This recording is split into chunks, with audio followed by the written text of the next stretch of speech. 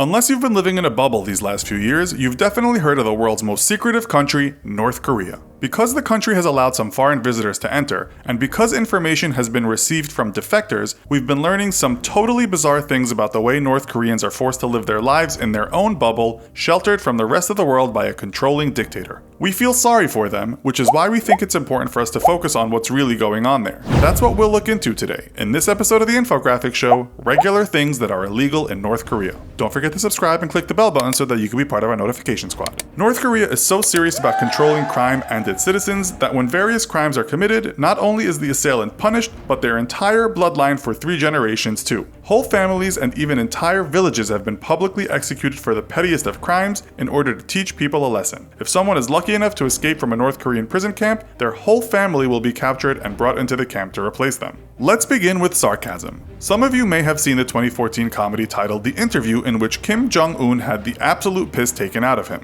Well, apparently he wasn't too happy about that, and his regime put out terrorist threats to try to shut it down. They even allegedly hacked into Sony Pictures servers. In an attempt to avoid any further laughs at his expense, the fearful dictator banned all sarcastic comments about him and North Korea. He particularly doesn't like anyone using the phrase, "it's all America's fault," or him being described as a fool who cannot see the outside world, and doing so will land you in a prison camp. Oh, and you can forget about rolling your eyes too. Next up, mourning without meaning it. When a North Korean leader dies, it is imperative for citizens to show hysteria and intense public mourning as a sign of their admiration and worship. When Kim Jong-il died in 2011, a 100-day mourning period ensued, which saw the streets crowded with people crying and falling to their knees. Those who didn't show up to mourn faced execution, and if anyone was spotted not crying or appearing to be sad, they were taken off to a prison camp. If you think your sartorial choices couldn't possibly land you in jail, think again. You'd be hard-pressed to find someone in America that doesn't own a pair of jeans, but in North Korea, you literally won't find anyone wearing them.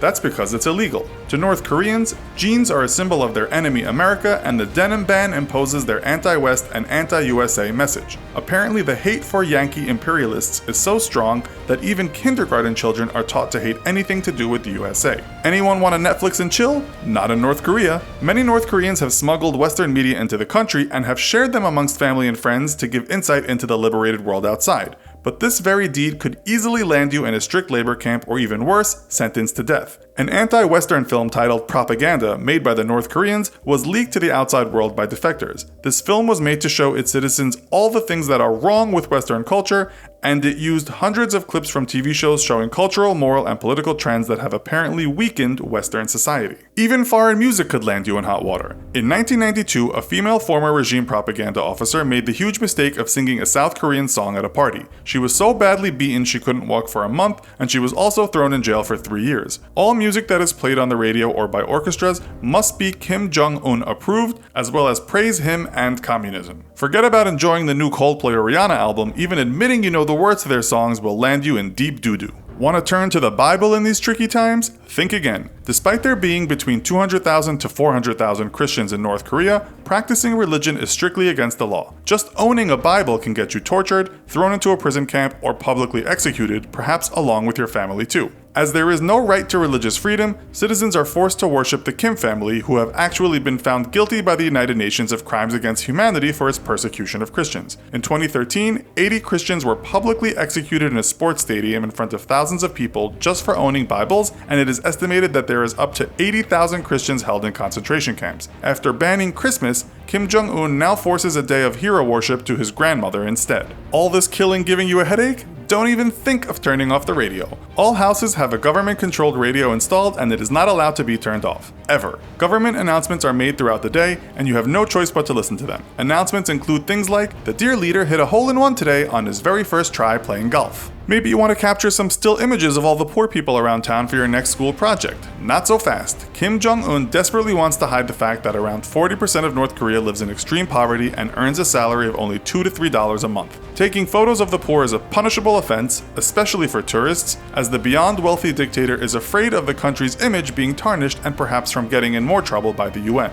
But surely tourists are exempt from all of these ridiculous laws, right? Wrong. Freedom of travel is a big no-no in North Korea for outside tourists, and anyone who tries to explore by themselves can get into big trouble. As a tourist in North Korea, you will have your every move planned, controlled, and watched by the government, so you can forget about any ideas of solo independent travel at your own pace. You won't even be able to use the public transport system or get into your own taxi. Traveling around the country is only allowed as part of a guided, choreographed tour, which are usually run by the Korean International Travel Company. Their guides will show you around, but you are so restricted that you won't be able to leave your hotel without your guide, even if you just want to get something from the shop across the street, otherwise you and your guide will be punished. It is safe to say that unless you enjoy having extremely strict limitations and being watched like a hawk, it's probably better that you don't go on a soul-searching or relaxing holiday to North Korea. But fear not, dear audience.